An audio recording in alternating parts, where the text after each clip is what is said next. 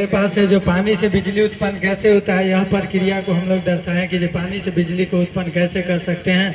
और घरेलू लैब तथा प्रशिक्षण केंद्र, जैसे कि कोई पहाड़ी इलाका है, वहाँ से पानी जो निकलता है, पहाड़ पर से जो पानी गिरता है उस पर से एक डैम लगाएंगे वहाँ पर, और डैम में अल्टरनेटर सेट कर देंगे। उसके द्वारा जब वहाँ से पानी गिरेगा पहाड़ से, तो वो अल्टरनेटर के माध्यम से पानी आएगा, तो अल्टरनेटर नचेगा तो उसमें गति उत्पन्न होगा, तो वो बिजली उत्पन्न करेगा। जब उसमें गति उत्पन्न होगा तो बिजली उत्पन्न करेगा। वहीं पर एक स्टेप अप ट्रांसफार्मर लगाकर जितना बिजली उत्पन्न होगा उससे हम बिजली को और ज़्यादा हाई वोल्टेज में करके, जैसे कि हम लोग यहाँ दर्शाएं जो स्टेप अप ट्रांसफार्मर लगाए हैं, यहाँ से डैम पैन स्टोक के द्वारा बिजली उत्पन्न हुआ, तो यहाँ से 11,000 बिजली उत्पन्न हुआ, तो 33,000 में कन्वर्ट किया। और ये जो है टावर जो हमारे लगा हुआ रहता है खेत खलिहान में, बहुत इसके माध्यम से एक शहर से दूसरे शहर की ओर बिजली भेज सकते हैं। जैसे इस शहर से उस शहर में जाना है तो इसी टावर के माध्यम से हम बिजली को भेज सकते हैं। तो यहाँ से 33,000 वोल्ट गया, और उससे जैसे मेरे शहर में आया तो यहाँ पर पावर हाउस लगा हुआ रहता है, और पावर हाउस में आया तो स्टेप डाउन ट्रांसफार्मर लगाकर वहाँ पर 33,000 से फिर 11,000 में कन्वर्ट कर दिए, और वो 11,000 जो है इधर से उधर मतलब ग्रामीण इलाका में चला गया। और यहाँ पर एक कंट्रोल रूम रहता है, जैसे कोई भी गाँव में कोई भी प्रकार का फॉल्ट हुआ तो वहाँ से कंट्रोल रूम के द्वारा इसको बिजली आपूर्ति बंद कर दिया जाता है कुछ समय के लिए। और ये जो है पावर हाउस, यहाँ से बिजली को कंट्रोल किया जाता है। 11,000 हमारे गांव ग्रामीण में दे दिया जाता है, और फिर वहाँ से स्टेप डाउन ट्रांसफार्मर लगाकर 440 वोल्ट हम कोई कंपनी में यूज कर सकते हैं, या 220 वोल्ट घरेलू माध्यम में उपयोग कर सकते हैं। स्टेप डाउन ट्रांसफार्मर और स्टेप अप, यस सर। ये दोनों के बारे में बताएंगे कि ये होता क्या है, स्टेप डाउन और स्टेप अप। ट्रांसफार्मर जो है स्व प्रेरण के सिद्धांत पर काम करता है। ट्रांसफार्मर दो प्रकार के होते हैं, स्टेप अप और step down. Step up transformer का काम होता है जो लो वोल्टेज को हाई करता है, स्टेप डाउन का काम होता है हाई वोल्टेज को लो करता है। ठीक, धन्यवाद सर। एक चीज सर, जैसे कि ये स्टील का रहेगा या लोहा का रहेगा तो इसमें करंट प्रवाहित ना हो, इसलिए हम लोग रेजिस्टेंस को लगा देते हैं, ताकि इससे जो करंट प्रवाहित हो वो इसमें ना आए, उसे कोई भी जान माल का क्षति ना हो। हर चौथे दिन आप इस प्रयोग क्षेत्र में उपस्थित हुए हैं मिथिलांचल गौरव ITI से, और आपने चारों दिन भिन्न भिन्न मॉडल को मंच पर लाने का कार्य किया। जी सर। और आपने जो जानकारी भी साझा की है काफ़ी बेहतर ढंग से आपने उसे व्यक्त किया है। आज जानते हैं जी सर, आज मकर संक्रांति, तो हम लोग चाहते हैं क्या कि क्यों ना हम अपने मंच से मकर संक्रांति की शुभकामना सबको दे दें। शुभ शुभ मकर संक्रांत हो।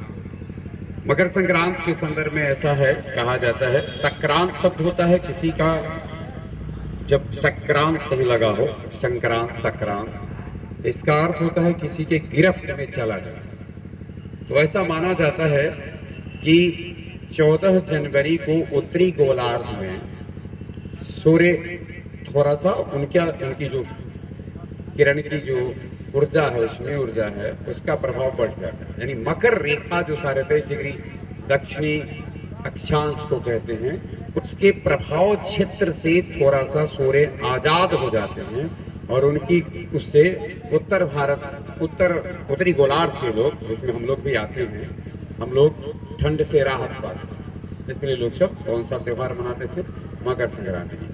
हम चाहेंगे कि मिथिलांचल गौरव ITI की ओर से भी मकर संक्रांति की ढेर सारी शुभकामनाएं दें। जी सर, हम लोग भी चाहते हैं कि यहाँ पर जितने भी लोग बैठे हुए उन सभी को मकर संक्रांति की बहुत बहुत शुभकामनाएं। सुनते हैं उनको भी, और सुनते हैं उनको भी, और जो लोग देख रहे हैं सुन रहे हैं सभी को मकर संक्रांति की हार्दिक शुभकामनाएं।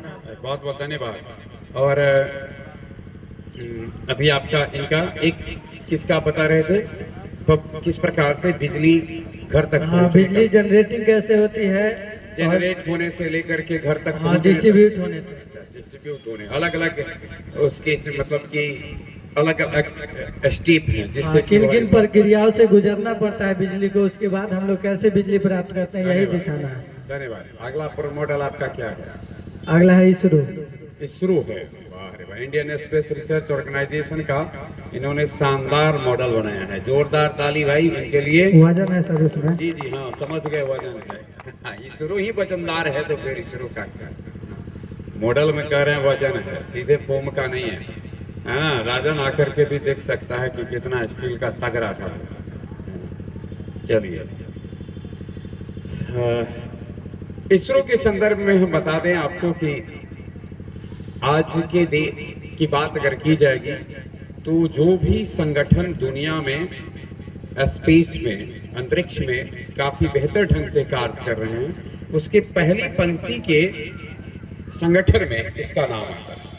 यानी हम ये नहीं कहते कि पहला है, लेकिन पहली पंक्ति के संगठन में इसका नाम आता है। और एक संयोग ऐसा है कि इसके द्वारा बहुत सारे सैटेलाइट जो भेजे जाते हैं इसके भिन्न भिन्न केंद्रों से, तो उसकी जो बनावट भी है ना भारत की, जहाँ पर भारत भौगोलिक रूप से स्थित है, इससे भी भारत को एक सौभाग्य मिला है कि दुनिया के, आपने सुना होगा कि भिन्न भिन्न देशों के भी एक बार ऐसा हुआ कि 104 सैटेलाइट्स को इसके इसरो के द्वारा लॉन्च किया गया, है ना। अब ये बताइए, क्या आपका ये जो आपने बताया, मुझे तो इतना तो स्पष्ट लगता है कि सैटेलाइट तो है, तो ये है क्या? कौन बनाया? आप ही बनाया? ये पूरा माइल्ड स्टील का बना है, जो लोहे का है। इसरो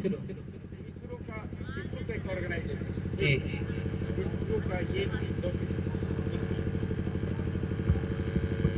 इसरो तो एक स्पेस रिसर्च ऑर्गेनाइजेशन है, उसकी कोई नहीं। तो इसमें होते हैं सैटेलाइट होते हैं, सैटेलाइट को लॉन्च करने वाला होता है।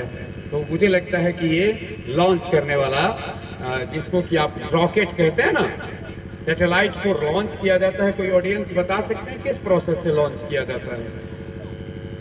मतलब ही नहीं है साइंस का। सैटेलाइट को लॉन्च किया जाता है रॉकेट के, इसका है हिंदी में हम लोग कहते हैं बहुक्रम रॉकेट प्रणाली। बहुक्रम रॉकेट प्रणाली का उपयोग, अभिप्राय है कि इसमें भी एक जैसा देख रहे हैं आप, उसके ऊपर रॉकेट रॉकेट रॉकेट और उसके ऊपर सैटेलाइट होता है। पहला काम उसका होता है कि जमीन से उसको वो एस्केप वेलोसिटी दे, ताकि वो उसके गुरुत्वाकर्षण क्षेत्र को छोड़ सके। और जब वो गुरुत्वाकर्षण क्षेत्र को छोड़ेगा तो उसके बाद दूसरा क्या करेगा आगे, कि उसको ऑर्बिट में पहुंचाएगा, जिस ऑर्बिट में उसको ले जाना है। फिर उसमें ऑर्बिट में ले जाकर के सारा जो सैटेलाइट सब है, सॉरी ये जो रॉकेट सब था वो खत्म हो जाएगा। तब वहां पर केवल क्या रह जाएगा, सैटेलाइट रह जाएगा, और उसके बाद उसको रोटेशन के लिए एनर्जी देगा। तो इसको बोलते हैं बहुक्रम रॉकेट प्रणाली, और आपने उसी का डिजाइन किया है रॉकेट का। बहुत बहुत धन्यवाद। क्या नाम हुआ? राहुल कुमार। राहुल कुमार। बहुत 10th के बाद किए हैं कि 12 के बाद आए? 10th के बाद की। अच्छा, तब बहुत और अच्छा। तब क्योंकि 12 के बाद अगर किए होते तो ज़्यादा समझ में होती है, समझ में आता, लेकिन आप 10th के बाद किए, इसके लिए बहुत बहुत धन्यवाद। तो आपके पास कौन सा मॉडल है?